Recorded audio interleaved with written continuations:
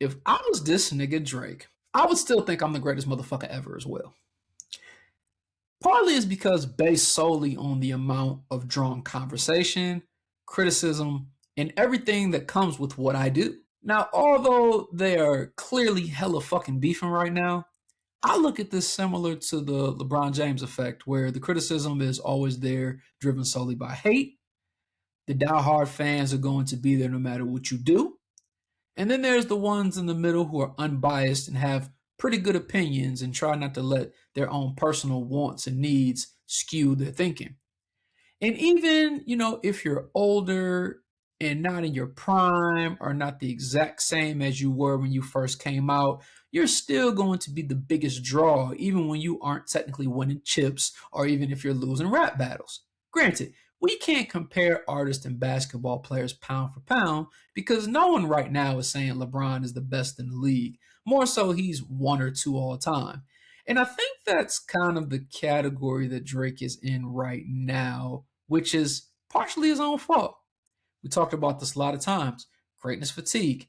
Motherfucker came out the gate so strong with his first 3 to 4 albums, so that's like all you expect now. You're like, hey, nigga, where's Thank Me Later? Where's Take Care? Where's all these other albums, right? But I think about it like where going back and circling to greatness fatigue, how if we put it in a situation where, like, let's just say like After Views, right? I think that was like album 4, maybe, unless you count if you're reading this is too late or whatever. Let's just say he just stopped rapping, period. I mean, we would probably be like, dude was one of the best to ever do it. Although they're saying that now, but what I'm saying is that this would have been post the Meek beef pause and before everything else. So he would have stopped rapping unscathed in the battle and probably had more people on that die hard top nigga ever longevity fandom type shit, right? But because of the longevity effect, that shit's gonna come into play.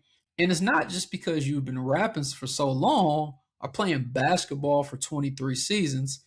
How much music you put out or how many seasons you play, there's just going to be more opportunities for misses than makes or chips. This is why, in part, if you really are truly into the hip hop scene and listen or watch the Fraser interview with Hove, he has said that he just doesn't have as much to rap about. And I can relate to that sometimes from someone who creates their own personal content where if you don't got nothing to say, you don't want to just put out some shit, right? This is partly why he said he's not rapping or he's not putting out an album, but when he has something to rap about, he will, as do I with this pod. And that kind of made me think of and make sure that I held myself and my thinking accountable to not create some revisionist history in my brain. Because if I'm being honest, if I think about more of like Hove's later albums, I'd say from '06, starting with Kingdom Come. I mean, Kingdom Come was just okay. You had American Gangster in '07, which I do feel was slept on a bit. Blueprint 3 was cool. Magna Carta Holy Grail was all right. And then after that, you had 444. 444 was 9 years ago. And none of these albums to me in his later half were going to be at the pinnacle of his early albums. I won't even count The Reasonable Doubts because that was his debut and it got slept on. Now people say it's a classic. But then, Volume 1 kind of gets skipped over. He was experimenting with the production stuff with Puff and stuff like that. But really, Volume 2, Hard Knock Life, was what kicked him off. And if I can say the top albums when I feel like he was in his prime, to me, Volume 2, Volume 3, Blueprint Dynasty, Blueprint 2, and then some people say Black Album, but then would be my 4 or 5. It would be right smack in the middle.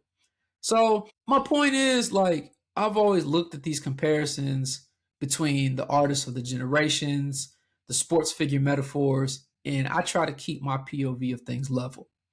I always say this about Drake. I feel like he's a one-on-one because of the consistency, the rapping ability, but the melodic part of it, which might even be stronger than the rapping. You've never really seen anybody do no shit like this. And whether you say, oh, he's not the greatest rapper, I mean, he's just a fucking one-on-one, which is the same thing I say about LeBron. You've never seen a player like LeBron. He's been a one-on-one. So he won't be called universally the GOAT, but he is the one. And those are really my parallels. So I say all that to say this. As far as the Iceman album goes, I think the album's pretty solid.